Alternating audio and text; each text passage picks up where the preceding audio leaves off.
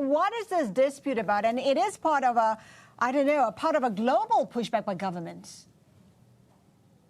Yeah, that's right, Haslinda. Australia not the only country exploring this avenue. So the government is proposing legislation that would make Facebook and Google pay media companies for the content that people post on the social media platforms. So really the government wants to level the playing field. You know, it's the traditional media that puts the work into getting the articles, writing the articles, and they've been complaining for years that Facebook and Google just free rides on all this content while they're forced to cut costs and shed staff. Well, Facebook today pushed back on this idea, saying it's going to look at blocking people and publishers from sharing news on its platform. It's calling this law unfair, saying that publishers under this proposed legislation will be able to charge whatever they want.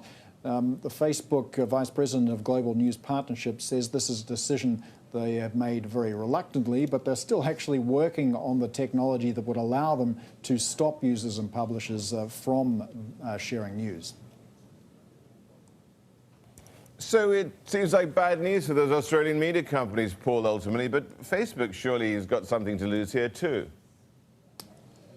Yeah, well, it's a classic no one wins, really, Rich. I mean, Facebook and Google would no longer have this content to put on their platforms if it happens. But they say, well, Facebook says at least that this would hurt and not help the content makers here in Australia. Google's also said that this is going to put free services at risk, will ultimately lead to a worse YouTube and a worse Google search function here in Australia.